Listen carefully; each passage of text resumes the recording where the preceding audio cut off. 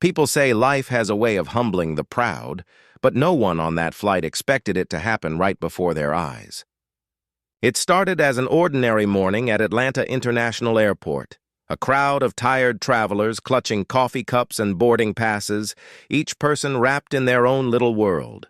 No one could have guessed that a single act of arrogance in Seat 3A would soon leave the entire plane silent, and that the man everyone ignored, an old black man in a faded suit and scuffed shoes, would turn out to own the very airline they were flying on. The story begins as the morning light slanted through the tall glass windows, painting streaks of gold on the floor. Among the passengers waiting to board Flight 782 to New York was Thomas Caldwell, a man in his late 20s with slick hair, a designer briefcase, and an ego that could barely fit through the gate. He strutted with that particular kind of confidence that comes from wealth he didn't earn, a junior executive at his father's investment firm who believed the world was built to serve him. He rolled his eyes at the crying baby in the waiting area, sighed impatiently at the elderly couple walking too slowly ahead of him, and muttered under his breath when the attendant asked to check his carry-on for size. Sitting a few seats away was Mr. Harold Simmons, a 72-year-old black man with soft eyes and a quiet demeanor.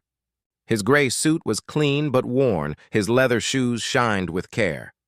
He clutched a small envelope in his hand, a letter from his late wife that he carried everywhere he went.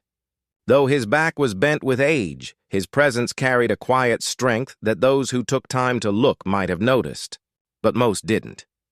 When boarding began, Thomas pushed ahead in line, ignoring the zone call-outs and brushing past people like they were obstacles.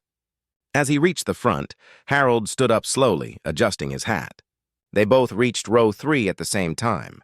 Harold glanced at his ticket, then at the seat, 3A by the window. Thomas saw it too.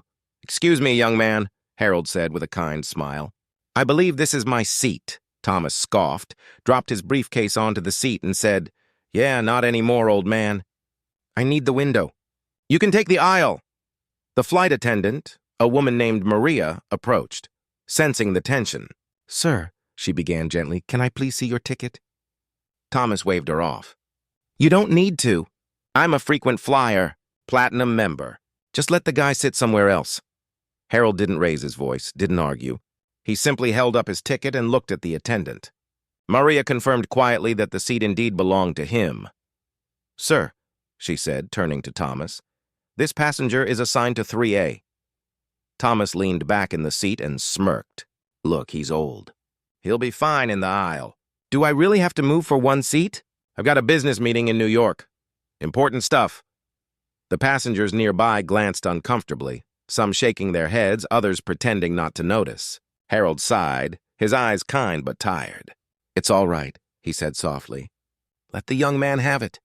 I can sit anywhere." Maria hesitated, then reluctantly led Harold to the back row. Thomas smiled victoriously, adjusted his tie, and plugged in his headphones, thinking the matter was closed. But several passengers exchanged uneasy looks. They didn't know that this moment, the simple arrogance of a man too proud to show respect, would soon become a lesson none of them would forget. As the plane took off, Thomas ordered champagne, bragging loudly to the man beside him about his family business and how he'd soon be taking over as CEO. His voice carried through the cabin.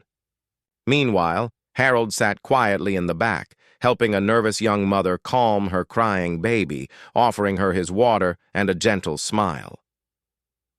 Midway through the flight, Maria made an announcement. "Ladies and gentlemen, we'd like to take a moment to welcome a very special guest on board today, our airline's founder and chairman, Mr. Harold Simmons." The entire plane went silent.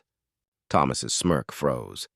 Heads turned as Maria walked toward the back and gently asked Harold to follow her to the front. Every passenger who had ignored him suddenly stared in disbelief. The old man who had humbly given up his seat stood with quiet grace and walked down the aisle, his cane tapping softly against the floor.